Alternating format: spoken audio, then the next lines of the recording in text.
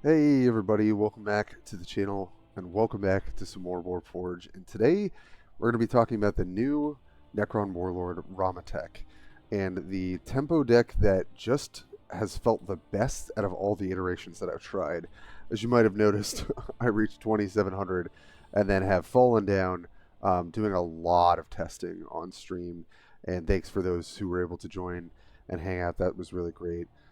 Still recovering from a little bit of illness, so today we're going to look at 3 batte-log wins, and I will say, warning, this deck is maybe a little bit above 50% win rate overall, which is sort of a testament to how this Warlord just might not be it for Necrons, to be very, very, very clear. But as someone who likes aggro, as someone who likes tempo, I think there's something here.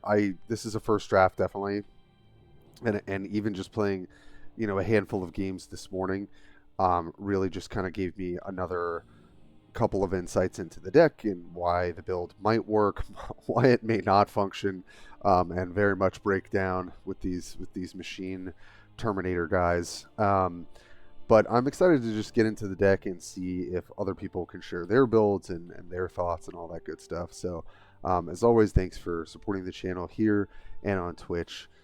It's nice to be back making a video. It's kind of been a lot of streaming and not so much videoing. So let's get into it, and then we'll look at 3 wins. And as I said, we're looking at the wins because I do want to highlight what this deck can do. But I would say if you ever lose the tempo, like you are behind and your opponent has something on board, it's just going to be really hard to come back. But there are ways to, and I think there's one game that kind of shows like how we pivoted to try and get that win.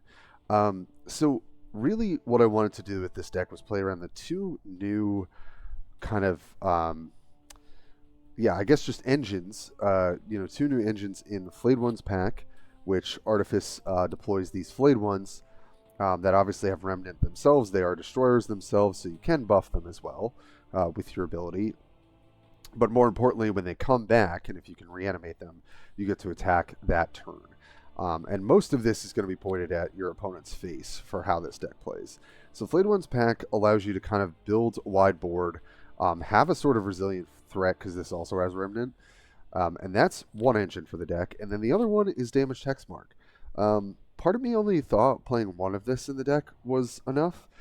But every time I play it, it impresses me, and it is one of those cards where if your opponent's kind of like not aware of what you're trying to do or how aggressive you can be, there are turns where if they just end up not having anything on board and you play Damaged Hexmark with 2 to 3 stratagems that you can use, and we're playing all the cheap ones that you can see in the deck list, this thing can just then hit your opponent for 15 to the face. And most decks, by the point that you could do this, if it is just the Warlord open, they're probably going to lose the game. So I think these 2 cards in Damaged Hexmark and again the Flayed Ones pack kind of allow for any Necron deck to have multiple angles of kind of like comboing, if you will, or developing board states that are really, really problematic. And the other piece of that, right, is actually main boarding a Resurrection Orb, which I don't know that everyone's going to be doing this, and I'm still kind of feeling out if it's right, but the benefit of this, right, is if they're able to kill all of your Flayed Ones pack and the Flayed Ones themselves, if they're not able to sink attacks or some sort of AoE damage into actually clearing the remnants, then the following turn you can just resurrect everything and send in the clowns, or the Flayed Ones, if you will. So I actually have found this to be pretty great for more of this aggro tempo synergy. You also get one off of Locust Lord if the game goes a little bit later, right? And so they clear this, and this guy usually just has a kill me sign on his forehead, and then you'll get that Resurrection Orb. So it synergizes well with multiple of the engines that we're working with in this deck. It's also having Res Orb for Damage Hexmark allows you to kind of get more bites at the apple and just hitting your opponent or clearing their board. Often this Hexmark, if they have 2 threats on board, can kind of full clear both. Sometimes not, and sometimes it's very awkward. It makes kind of weird attacks, and I think we would probably see that in some of the battle logs as well. And so we're opting for like a very cheap suite of spells, right? We've got protocol, which is just kind of aggro. You can always play it out, hit their face, hit a unit. One reanimation protocol, because we've also got the new Awakened Dynasty to give us a host of chaos when we need to, and draw into some more reanimation protocols. And then reconstitution protocol, because obviously we're not Nemesser, we're not putting out little guys that don't really matter. Honestly, this card is just going to grab most, anything you really want that's died, and you just have to remember that obviously Remnant's still on the board. That doesn't count towards it. Another highlight, another new card, Damage Plasmacyte. Great for control, great for aggro tempo. Whether it's like healing your Warlord up and kind of stabilizing. This deck doesn't have a ton of Vanguard because I opted for units that are a little bit more aggro-sided, but I still find the Damage Plasmacyte to be really nice. There are those awkward turns where like you can't quite get your Scorptech Destroyer to trade with something, and so then being able to heal it back up means that it's going to be harder to clear the unit again. And I've just been very impressed with this card. It looks kind of innocuous, but I really think that it's a great addition. And then we're opting to run 2 Gauss Immortal and 2 Toonblade as just kind of like aggro tempo plays. I just find that having the range stats these days into the mirror, right, into like low range statted units in general, like that can be Chaos, that can be Necrons, that can also be, I'm trying to think what else. Also sometimes Gene Stealers, because they don't really have a great way to deal with flyers. I feel like they all pull their weight. And then of course Awakened Dynasty we talked about, Deathmark, great for aggro tempo. I'd say obviously putting this behind a Vanguard unit is pretty ideal. But I just find, being able to punch your another scenario where having the Damage Plasmacyte's nice. You can hit them for 5 if they don't play a unit into it, and then play your Plasmacyte, heal it back up to 3. It's probably going to die, but again, you're getting tempo and you're getting advantage of your opponent just having to sink a bunch of attacks into things out of fear of them being resurrected. And there will be a lot of times where I'm like, I don't really care about my Deathmark coming back because it's not going to have the stealth, because the rally doesn't get counted when you reanimate it. And people will be like really pressured to clear it because it's got Sniper. And you end up being able to just kind of like use their lack of ability to clear to snowball an advantage. I've done kind of a 1-1 split here with Psychomancer and Scorptech Destroyer. I have just found many games where Scorptech Destroyer is actually very awkward. And I think that might be because of Toonblades running around. There's the Toonblade spell that was added, but we're actually not playing it because I just found that the 5 slot was very, very crowded. And I kind of want the physical Toonblades earlier, and then we can reanimate them. So Scorptech I've just had sometimes stranded in my hand, and so I shaved 1. But I like Psychomancer because, again, the balance I think with aggro tempo, specifically with this build, is sometimes you can't play out a reanimation protocol, but you can always play a reconstitution protocol. Sometimes you can't play out a Destroyer because it won't do anything, but you can always play a Psychomancer. So there's kind of the thought process that I've been adopting with this deck, which is you sort of want to hedge your bets a little bit. Of like, yes, Scorptech and reanimating it is an excellent thing if the conditions are optimal, whereas Psychomancer I can just play out and it's always going to do what it needs to do. So I think that's kind of a part of the refining of the list is continuing to observe, like, how do we push the tempo in a way that doesn't get awkward for even some of our more powerful setups. And again, Damage Hexmark I think just performs very well. Dim Scythe, I just feel like if you're doing aggro tempo or just tempo with Necrons, I've been kind of playing away from this card, and then I just kind of realized you just need it. We're only running 1 Lich Guard. Maybe that's wrong, but also this card sometimes is not well matched into flyers and ranged attackers and things like that. And with some vulnerability obviously running around here with Chaos and how popular they are, Lich Guard can actually just be really bad. Again, with this deck, we don't really care about protecting our board so much as we have to make our opponent like attack into it. So I think 1 Lich Guard has been fine. 1 Scythe Assault, honestly, it feels like a lot of the cases I should be running 2, but I decided to kind of split our like AoE stuff between 1 Scythe Assault and 1 Hexmark Destroyer. Just because it is a Destroyer, you can sort of go off with the Artifice sometimes. And so I kind of just saw those as like my board clear package, if you will. And then Locust Lord talked about just kind of like a good value engine. And the Res Orb is really good if you're playing things like Flayed One's pack.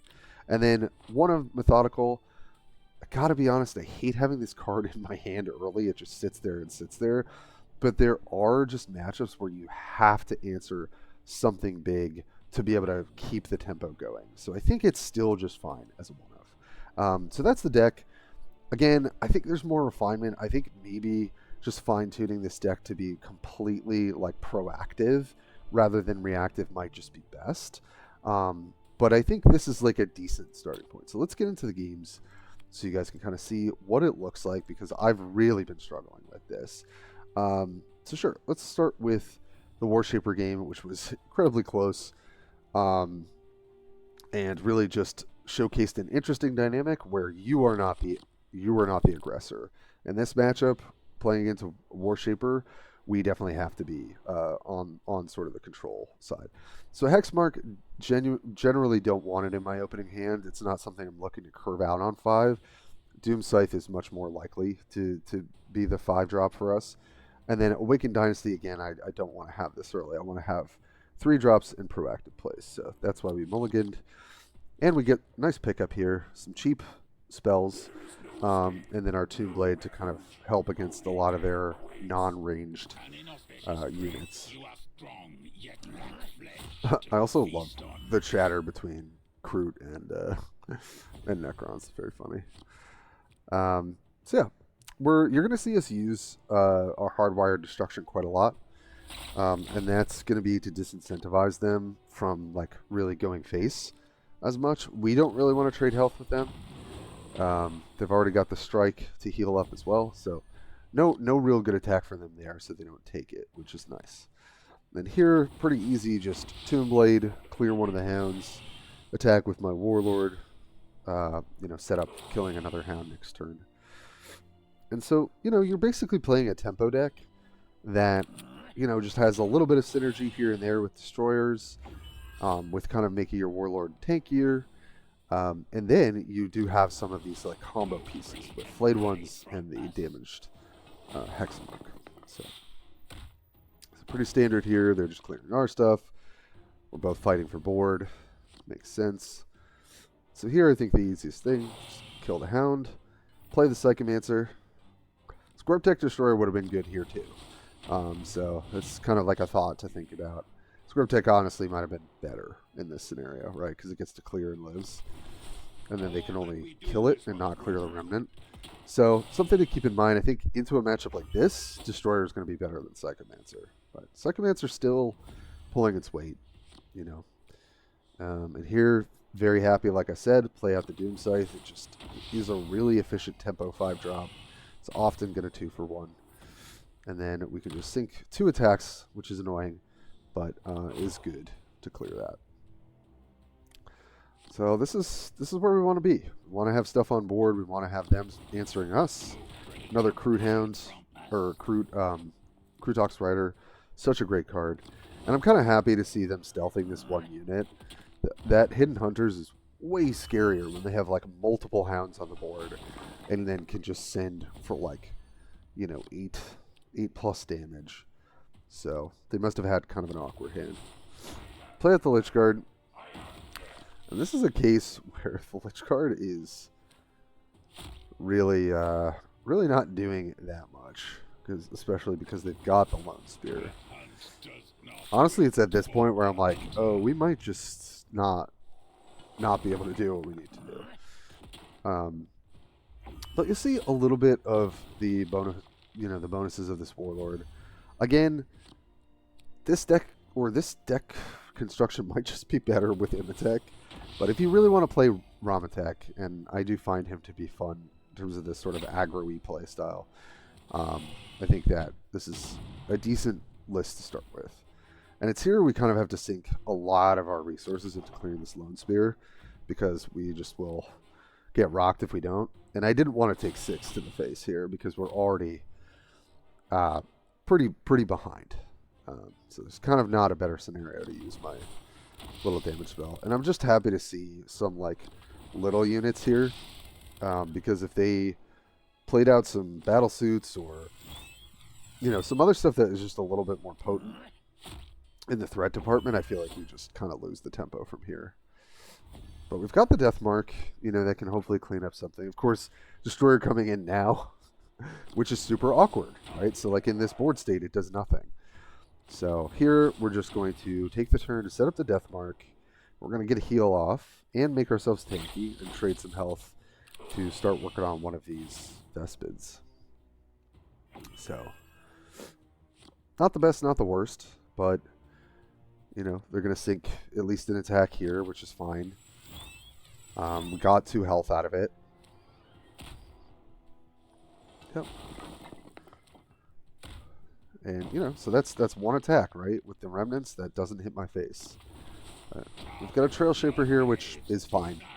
Definitely not the best Trail Shaper I've seen.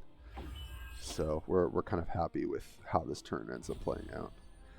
I don't know why they didn't replay it. I feel like that was kind of a strange... Like, you might as well, right? Because you're probably going to want to use all of your energy the next turn. But, I don't know. Maybe they had a reason. So we have an easy clear there, and then we can play Doom Scythe, buff it with our Hardwired Destruction to be able to trade or take out the other Vespid. Sadly, we're going to see this Immortal not really played out, and I am kind of keeping track in all of these games of like cards that just don't really do it, so to speak. It's a really good Hunter's Instinct. I think I have been very low on that card, and I think I was wrong about that.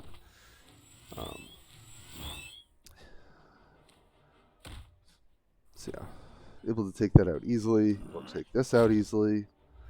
Able to clear the remnant as well.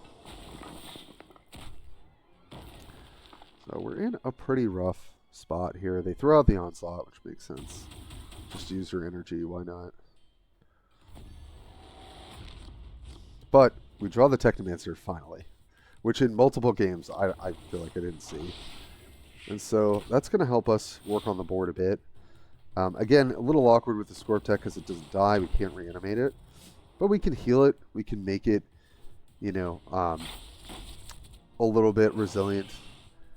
And there, I can take out their Vespid. Then we're going to heal up a little bit here.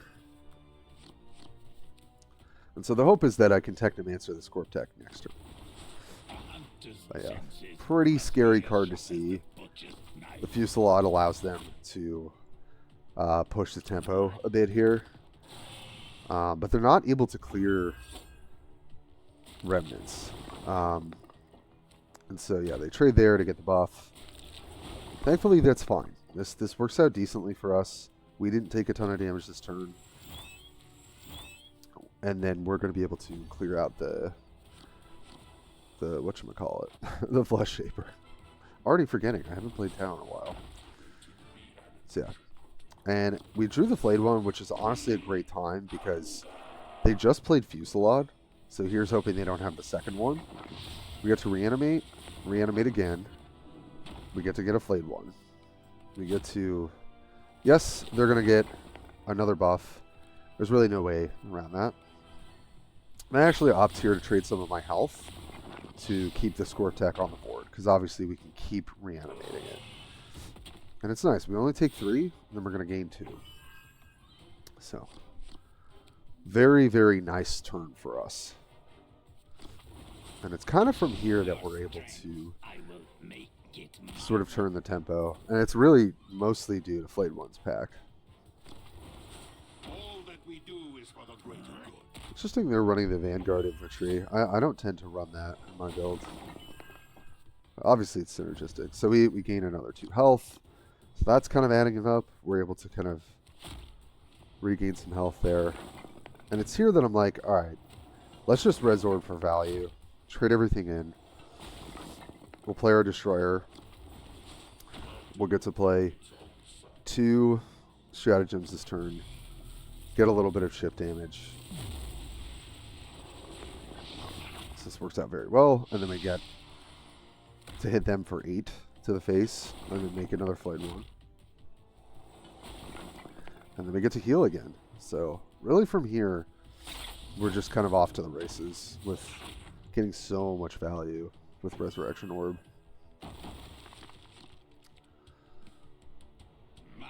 Yep, and that's it. So really, really knife's kind of edge game, but through the reanimation and the flayed one at the end, we were able to really push the tempo, as it were. All right, take a look at some of these other games. See, definitely a bunch of defeats as well. I think Ramatekh is a really tough matchup. And then Gordrang is aggro v aggro. Okay, let's take a look at Galaron, which is kind of cool because people are trying him out. And I don't really know if there's something there in terms of it being competitive. I still feel like Abaddon's are so good, but this game was pretty challenging, as you're going to see. So here, again, I just want like kind of proactive stuff early. Lich Guard and Destroyer are obviously pretty high cost. I don't really need them. So, and they take Earthquake, which is actually really relevant this game. This is not something that I have.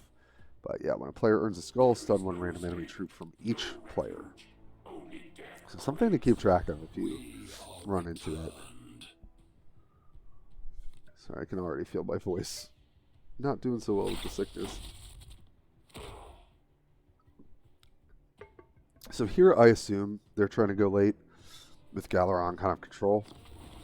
So I end up beating down, but I wouldn't say I get punished here, but we definitely take quite a bit of damage, you know, early off of this this Legionary staying alive. Getting the camo was the perfect one, because otherwise we get to clear it. So, just going to use our ability to kind of help us out early. Oh. Go for regen, which is smart. I get to regen up. And then here, pretty easy death mark. Not hard for them to have enough damage to take it out, though. That's kind of what I was thinking when I was playing it, but don't really have another valid play. And then Despoilers comes out, which definitely in the meta these days, like, might be okay. It's still kind of a sus card. It's like one of those cards like Armored Support where it can be impactful if it's the right setup, but if you're just getting beaten down, that card's just terrible. So we live the dream, take out their unit, and then we get to play our Argos Immortal. And something to note, for those who might not know, when you reanimate a Necron, it will not have the Idolatrous Despoilers debuff on. So there's some nice little ways that you can get an edge in these sorts of matchups when you reanimate. Get to bring back your Necron, and it is no longer vulnerable. So here they almost kill the Immortal, and the fact that they can is really nice, because we can kind of keep it on the board as a threat to answer whatever cards they play out. But it's a nice turn for Hexmark. We're able to play at least one spell. We could play multiple, but we don't really need to, because we know that that's going to hit the Vanguard. We're going to take some damage, and then we're going to hit, because, again, we are kind of more the aggressor. And then that heals, again, where they're going to have to use something else to clear it. And I have seen people playing Legionary, which can honestly be pretty sweet, but the fact that you can't give it, like, flank or something, you know? Or maybe, I guess, like, stealth could be another use. It's kind of a weak unit outside of that. So here we get to use the Immortal's high ranged attack to actually just trade with our ability. We don't really care about this dying. It's kind of done its job, so to speak. Play out the Lich Guard. With Vulnerable, that card is a lot worse. But obviously it's just a good thing to throw out here. And they play a big Fiend, which I don't really see that often. But obviously we kind of have to deal with it. That's the exact scenario where having Methodical is just like kind of, you just need it in certain board states. And there just wasn't really a great way to answer that. I think if we could have answered it through tempo plays, I used to say this with orcs too. If you can use your flankers to clear something and hold your no mucking about, it's way better. Because then they play Iskander, which is a huge problem. Because this thing basically says get infinite spells. So it's here that I go, okay, we got the flayed one. Let's just draw whatever we can. Use the protocol to get back the damaged hex mark. Because now we need to just try and turn on the gas and see if we can get them as low as possible. Maybe get them in range of the damaged hex mark. So it's here that we just play as much as we can. Obviously we know that Chaos is the best answers in the game for go wide boards, but we don't really have a choice here. And so if they're not able to clear our remnants and we draw a res orb, then we might just be able to win. So we just kind of have to deal with the reality that the game is at the state where it is, because we can't win without going for it. Because like I said, once you lose the tempo, it's pretty hard to come back. They actually have some really great answers here. They're able to take out pretty much everything.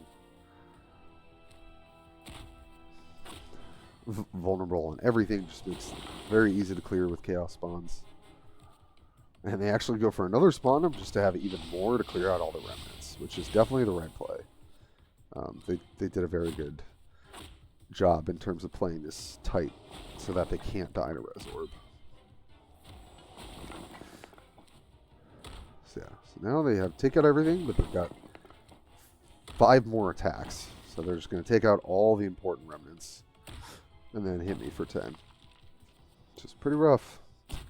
Not a fun place to be.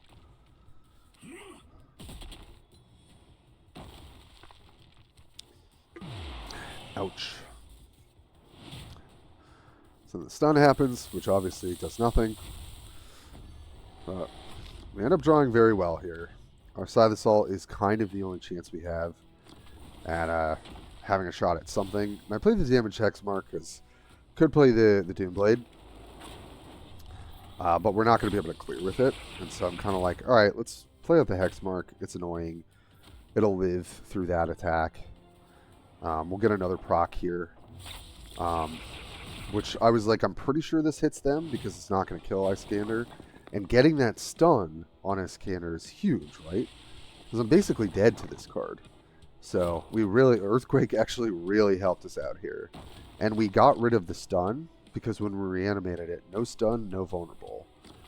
So we're actually like kind of fully in this game until they play Dark Apostle and I'm like, oh god, okay, we're not going to be able to get through this. And for a bit, they're not actually getting, what they need. And the fact that they play Traitor's Hate, I'm like, oh, sick. All right, all we got to do is just find enough damage to get through.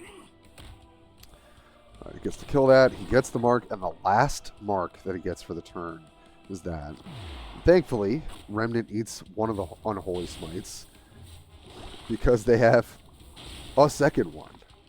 And then that other stun from Earthquake hits this. So it's like really a crazy set of sequencing here that leaves us not dead. And thankfully, we do have, I think, 1 or 2 outs here. And we draw one of them off the top. In Extermination Protocol to the face. Really, really crazy game. There are many things that could have made us lose. There are many things that could have made the opponent sort of lose as well. And it was like really back and forth in those last couple turns. But we end up getting the win. Which is really just honestly probably the best game in the video. But then let's look at another, I would say, pretty meta deck for our last game into Magus. I love this deck. I love Magus Tempo. I'm like a huge fan of it. It just feels like you have a million things you can do. And it's been a big favorite of mine. I just like it more than the Infestation combo. Didn't really enjoy that. So here, happy to keep the Plasma Sight. We're not going to run it out, but we've got Tomb Blade. Ship back the other one. Nice. Draw another proactive 3-drop. There is no escape, no refuge. Only death awaits. Only those blessed by the And I would say generally against Magus. They're trying to like set up their hand early, trying to set up like plays. Like they're not like they can pressure you, but generally it's going to take a little bit for them to get to a board state that starts pressuring you. So I think in this matchup, I wanted to try being more of the aggressor.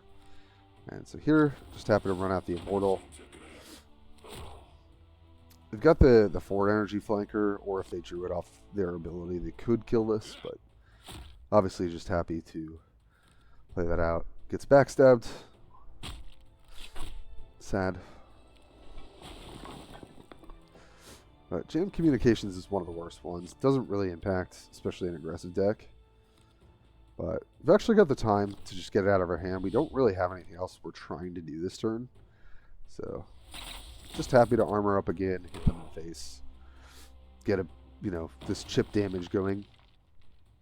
And then again, next turn, very happy to have something like Doom Scythe.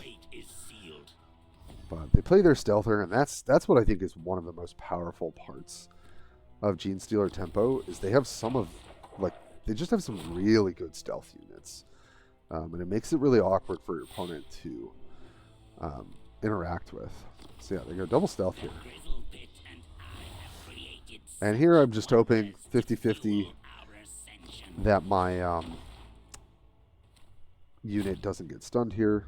Luckily, they don't get the 50-50.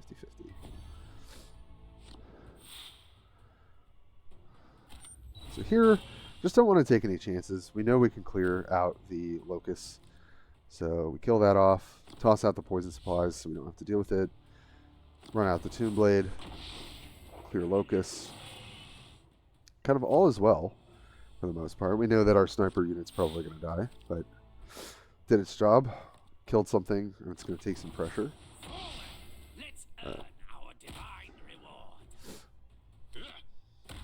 Very nice answer. They get to kill that, and they get to kill Tomb Blade. Get another poison supply. And then horrors. I should be tracking that a little bit more. I don't even think I was thinking about it when I was playing the game. But just assume that they've got probably another flank ability.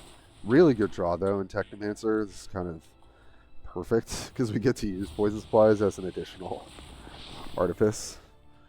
So get to trade the Tomb Blade, and then we're hoping to reanimate the Tomb Blade here off of using our ability. And we end up hitting it. I think in pretty much this scenario, like, the sniper's good too, right? Because we're going to be able to clear their unit. So the 50-50 on either works out. Could have used Res Orb too, but I'd rather save it for Flayed Ones pack, which we have in our hand. And our opponent has a really good response here. Able to get multiple attacks. Get those cultists in their hands. And then they're going to give... they go for the 50-50. They don't hit it. So they Alien Idol. And then, like we said before, they probably have the flank card in their hand. So they get to flank that out to kill the Technomancer. So, really good turn from our opponent. It's like... got a bunch of advantage. Got 3 cultists, which they played 2 of, so they've got 1 in their hand. So here, got to play the Death Mark again. Pretty annoying for them to deal with. Take out the Icon Bearer, which is definitely the most important thing to kill. And it's here where we're not under a ton of pressure, so it's kind of the perfect time to Awaken Destiny. And we get that extra protocol. We draw another Technomancer. So we're pretty happy with that. So I don't run Underground Network in my Tempo version, so they're a little bit more onto... they're running more cards slated towards Sabotage, which I think playing aggro is not that big of a deal. So again, it's nice. We've got our sniper to take out whatever ambush card they have, and it does happen to be another bomb. Very cheeky, making us think that it's the 1-3. But here again, we get to kind of take advantage of the fact that we have sabotages from our opponent and use multiple spells for our Flayed Ones pact. Just pretty neat interaction against the GSC. So take out that card, which is more relevant. Might as well get another proc here because, again, even if they are able to take everything out somehow, we've got the Res Orb to hit them for lethal pretty much no matter what. But they do have Killer Morph here. Unfortunately, they only have one trigger, and it gets them only so far. But if they had another trigger and they were able to clear out remnants, but I don't think it would let them because it would assign the damage all at once. Yeah. So I have to kill that. I know that looks really troll, me attacking the 1/2, but I need to clear it so that the destroyers can attack the opponent. So you do have to think about that a little bit because those destroyers, they have to attack the target that they can kill. So yeah, those are, I think, some really great examples of how the deck operates pretty well. But again, you're going to have a hard time into getting locked out by like Imatech reanimation stuff. You're not going to have enough removal. They're going to have more AoE clear, which really answers your Flayed Ones pact pretty well. But you can kind of see how there is this sort of aggro shell, if you will, because Flayed Ones pack can help you go wide and set up a bunch of threats, right? And then obviously you can Resorb them back, which is kind of tough for your opponent to deal with in certain board states. They also got damage Hexmark, which we didn't really see in these games, but can go off and deal like 10 damage to Warlord's face or something out of nowhere, and then you just like close it out. You've also got the Extermination Protocols for a bit of chip damage. Same with Hexmark Destroyer. So there are these ways in which you can get edges, but you have to play super, super tight. And your opponent kind of has to like not have the right answers at the right time. So again, this deck is like at like a between 50 and 55% win ratio for me so far, but I'm not very far in terms of my rank for the season, so take it with a grain of salt. But I think there's something here. And I think if I can refine it a little bit more, I think just making the deck more proactive and less reactive is probably what you need to do. And so I'm still thinking about stuff like, should we play Lich Guard? Should we do this 1/1 split? I think so. I think Scorp Tech can be really good in certain situations to get you back in the game. But one thing I will say for sure is I'm really sure about most of this early package. Flayed Ones is just a really good angle for the deck. The Gauss Immortal is annoying and can do what you need it to.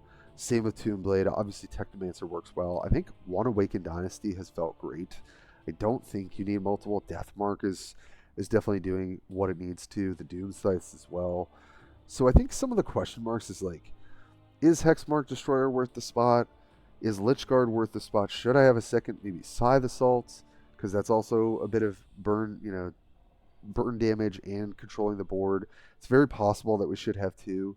So these are sorts of the questions that I'm asking myself. And maybe we even shave like Reanimation Protocol for something. Because Reconstitution you can play during most board states, whereas Reanimation actually can be awkward in some board states. So that's what I got for you guys today. It's probably long enough. I've talked enough with my voice not being so great. But I hope this is a fun and interesting place to start for Ramatekh the Cruel. So as always, thanks for supporting the channel, and I'll catch you guys next time.